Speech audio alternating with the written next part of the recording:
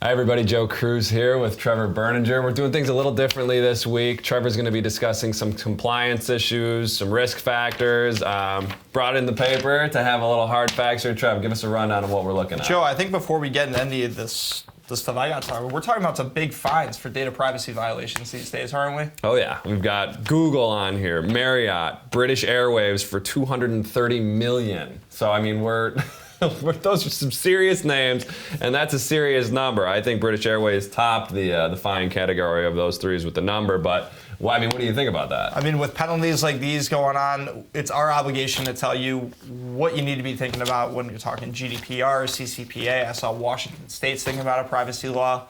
So we got to get down to the nitty-gritty and talk about this data minimization phenomenon that's taken place and how EAS can help you with policy-based retention and that search capability that can allow you to quickly respond to data subject access requests without crippling your organization by having to devote a lot of resources to that compliance obligation. So, Joe, why don't we just dive right into EAS and show everybody how it's done in the Storage Manager console. Let's take a look. First things first, when we're talking about retention policies, we have really two things at play here. We have rules and we have tasks that are going to execute upon those rules. So in this case, with the retention policy, I want to just do it based on date range. We'll keep it simple for purposes of this video, although as you'll see here in a minute, we can get very granular with this. We're going to go to new, and we're going to go to date range rule.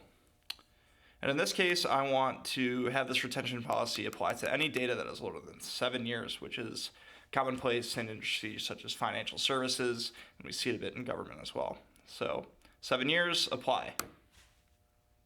All right, Trev, great stuff there. I know we've had more, some good conversation going here as well. I think data minimization is almost a necessity in this industry specifically. There's a couple other things I think you do just essentially to I don't want to say it, but to cover your tracks. There's a lot of, with GDPR, with the CCPA, you just kind of need to be ready and cover yourself. So give us... Yeah, be thorough. Yeah, exactly. So I think really, Joe, I'm trying to be thorough reading through all this different stuff. We got all these data subject access rights. And we got an Article 9, we got Article 12, 15, right to rectification, right to access, right to erasure.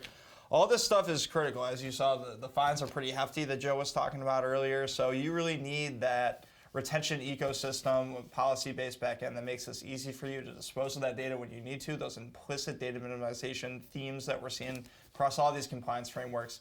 And then additionally, we can do that based on other criteria. But let's take a look at doing the date range rule. We've already created it in that last clip you saw here. Now we're going to accompany that with a task. So we're going to create the task, we're going to preview that, we're going to execute it, and ultimately that's going to effectuate the retention policy. So let's dive back in and we'll get back to it. So now I have my rule created over here, date range rule, January 22nd. I can rename this if I like. I'm gonna call it Trevor's date range rule.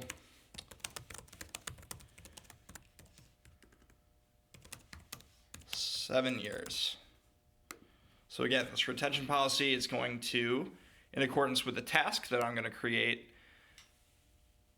make any data subject to 7 years or older subject to this task. So I go to task here. First things first, I'm going to select my action. In this case, it's going to be delete. We're getting rid of this data.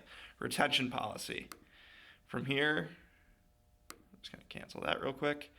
I can actually just drag and drop my rule in there.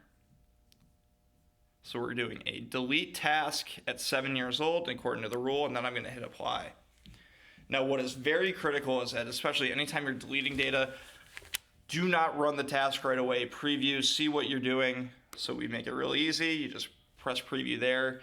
And this is going to give you an idea of exactly what that task can do. So a great element of quality control right here in the console for you, just making sure you're not deleting anything that you shouldn't and that the task is going to be running exactly as you want. So preview in progress. We'll wait here a second. Okay, and as you can see here, the preview has completed. We are looking at roughly 115,000 messages to be deleted. In a lot of cases, I'm just going to want to make sure that everything here looks good to me, and then if I'm pretty confident in what I've done here based on the preview information, go ahead and execute, and that data, all 115,000 items, older than 7 years, will be purged from the archive. So again, very easy to implement a retention policy. We can do it based on date range, target specific document stores, tons of way to interrogate retention. Give me a call today, call the Prem Cloud Services team, but you got to give us a call to learn all you can do with retention policies and make sure you're staying compliant with GDPR, CCPA, and all these other data privacy regulations, stressing the importance of data minimization. All right.